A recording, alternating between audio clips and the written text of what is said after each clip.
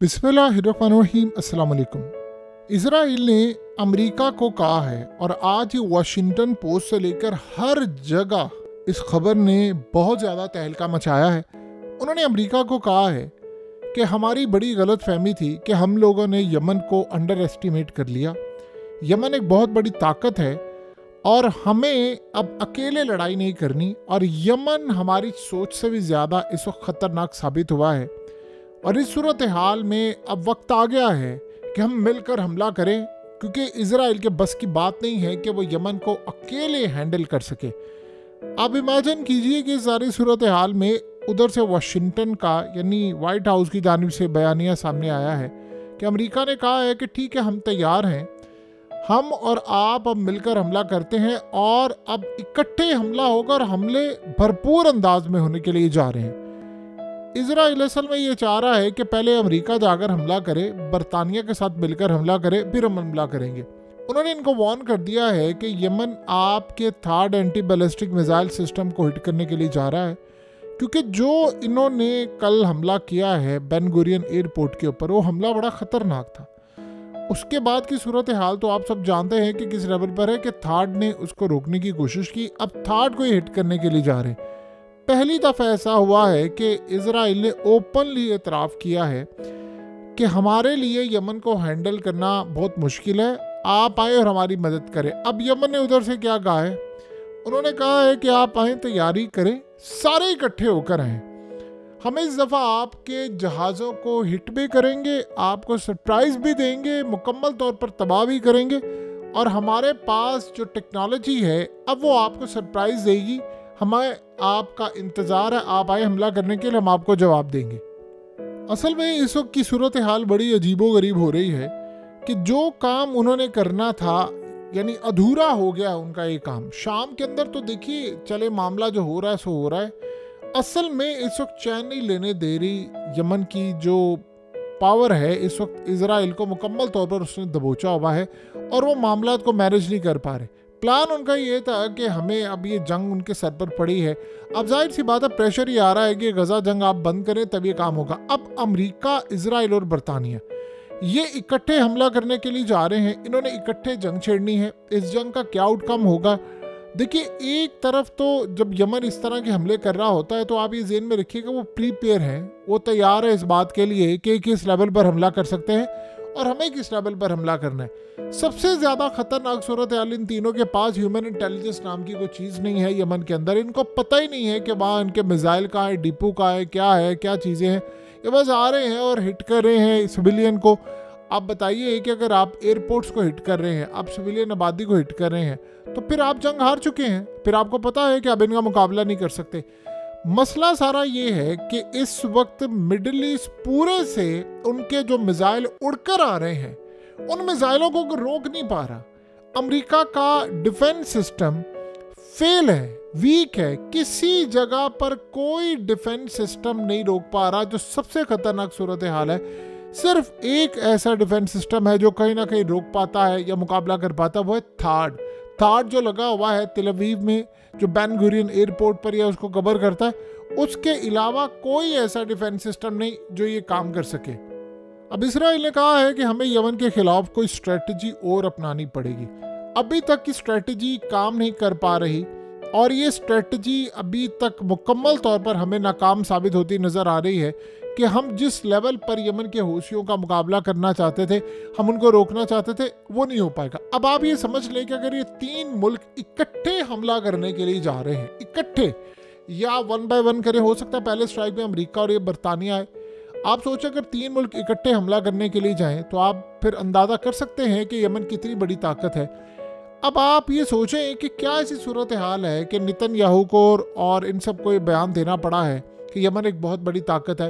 देखिए, एक तो हम लोग देख रहे हैं वो सारे ममालिक को, 10-12 ममालिक को क्रॉस करता करता फिर यहाँ पर पहुँचता है, पता नहीं कहाँ से जाता है, क्या सूरत हाल होती है। आप ये सोचें कि किस लेवल पर उनके पास टेक्नोलॉजी आती है, कितने ममालिक को वो क्रॉस करते हैं, क्या मामला होता है, ये अभी तक किसी को नहीं पता।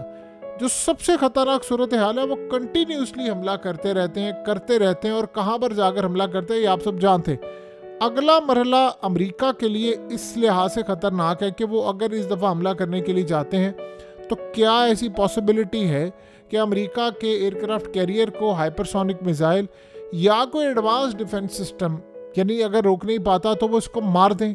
क्योंकि अमेरिका के अभी तक एयरक्राफ्ट कैरियर 1991 की टेक्नोलॉजी के हैं, ये सारे मिसाइल 2022 से लेकर 2024 की टेक्नोलॉजी के हैं।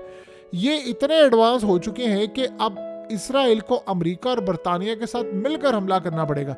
अमेरिका को सबसे बड़ा डिसएडवांटेज अब तक का सबसे ये आ रहा है कि मिडिल ईस्ट की कंट्रीज ने अमेरिका को मना किया हुआ है कि आपने हमारे मिलिट्री बेसिस इस्तेमाल नहीं करनी।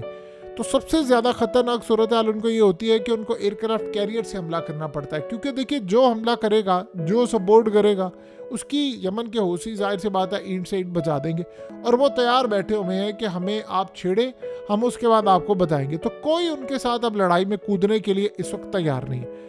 तो 3 अगर ममालिक की एयरफोर्स या नेवल फोर्स अगर उठकर इकट्ठे हमला करती है तो फिर क्या होगा?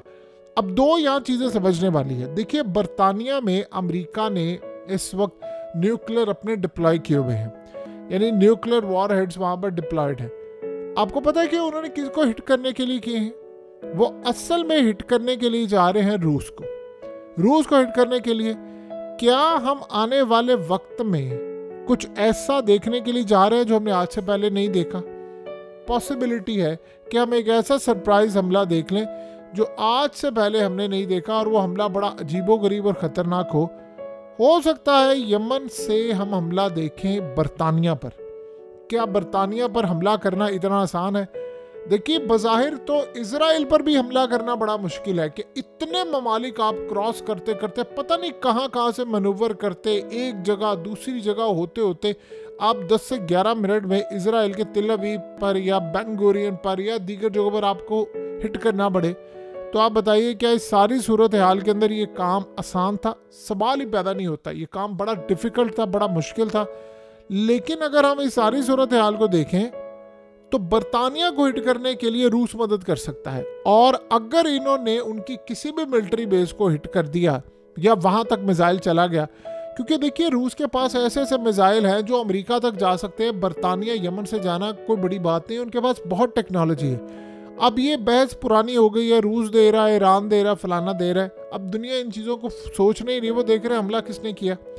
अगर इन्होंने बरतानिया तक मार गिराने वाले मिसाइलों को अगर यहाँ से मिल जाते और हमला किया, देखिए कोई डिफेंस सिस्टम रोक नहीं पा रहा इनके मिसाइलों को। एक बात होता है, 2000 किलोमीटर तक तो ये पहुंच गए हैं।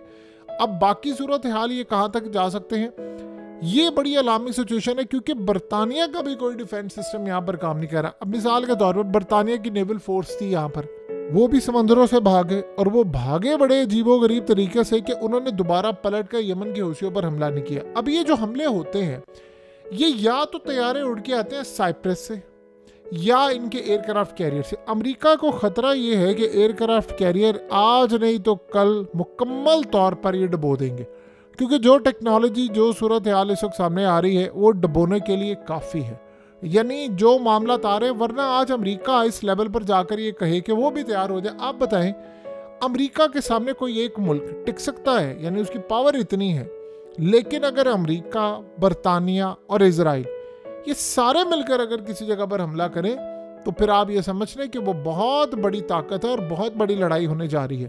तो अमरीकी मफादात को हिट करना, बरतानिया को हिट करवाना, इजराइल को भी हिट करवाना, ये अब रूस का एजेंडा बन चुका है।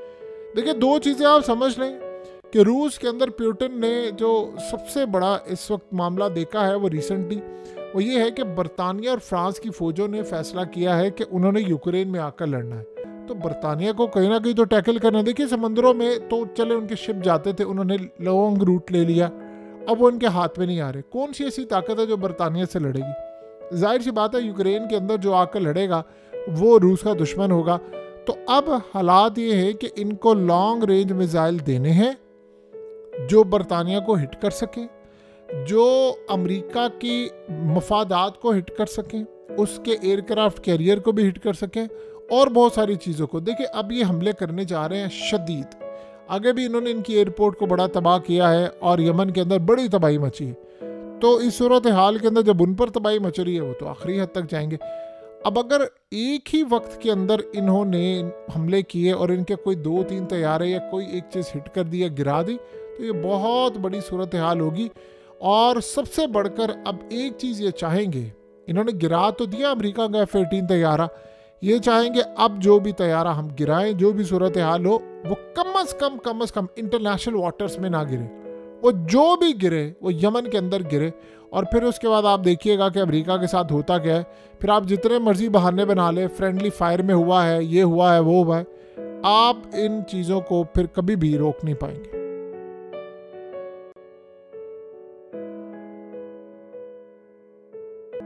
हकीकत टीवी को सब्सक्राइब करना मत भूलें, वीडियो को लाइक करें, शेयर करें और कमेंट सेक्शन में अपनी राय का इजहार ज़रूर करें।